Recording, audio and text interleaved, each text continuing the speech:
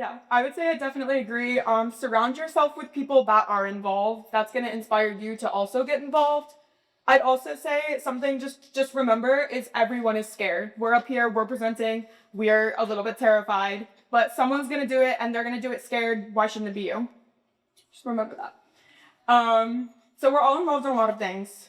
We all started somewhere. James, I'm going to start with you. What is something that you wish someone had told you when you were first starting out getting in leadership positions? Of course. I think the biggest thing is taking that first initial jump. A lot of it comes to overthinking, really getting worried about it, and thinking about all the stuff, I know for me, it's about like, oh, what if I like start this thing and it doesn't go well? What if I'm going to fail? And think about all the ways it could go wrong instead of thinking about how it could go right. And all of that is just the wait right before taking that first jump, really diving into something and taking that first step. And once that happens, everything starts to just flow after that. So it's really about getting that first step. And I wish I figured that out a little bit sooner. I kind of have that idea now. I love thinking about that and just stopping the thinking, stopping the overthinking, getting right into it. But it's really important to realize it's just about taking that first step. So Heath, you mentioned a little bit like team members and working together. For anyone who is a leader of a group, so Ivy, I know you lead production team. What do you do when your team members aren't working together? You know, not everyone's going to be a dream team. What if people start arguing?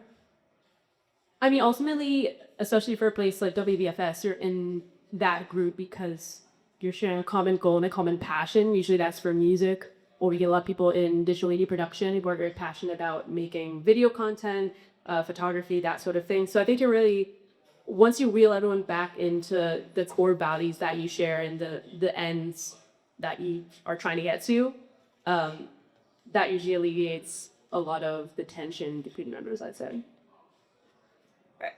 I can also go off with this.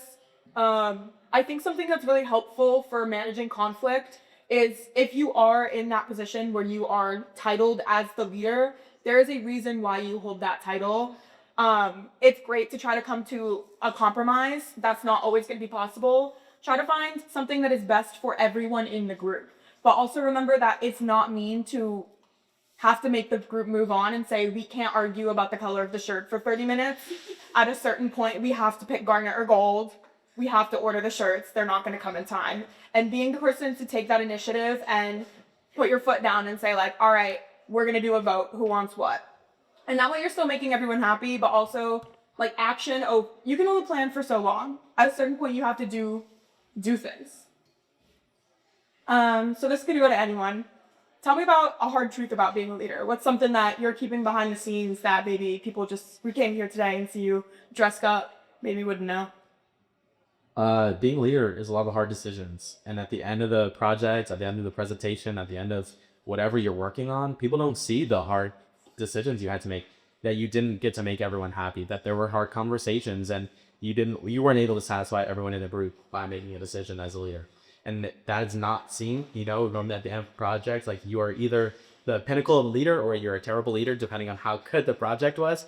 But they don't see that. It's difficult to really motivate a team and to try to appease everyone, but you're just never able to do that. So that's something that doesn't really get seen.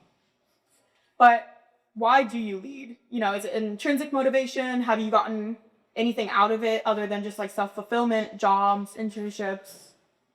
Why do you lead? I think for me, it's always been around trying to help other people. I feel like I can have like what I want to do together, but I see in other people a lot of willingness to do a lot of things, but not a lot of like a certain path. So being able to like obviously talk to a lot of people, meet a lot of people, network, but also seeing like, okay, what do you want to do? And they're like, oh, I want to be a part of this club. I want to do all of this. And I'm like, okay, how can I help you?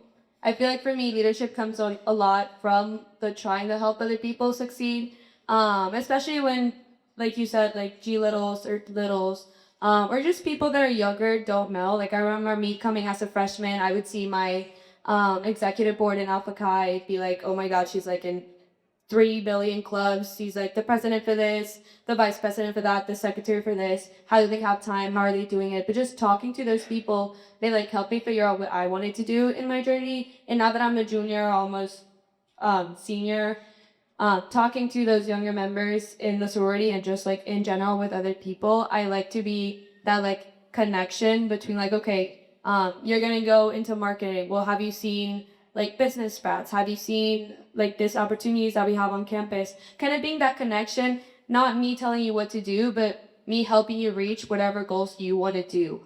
So I think that's kind of how I got into leadership for most of my roles.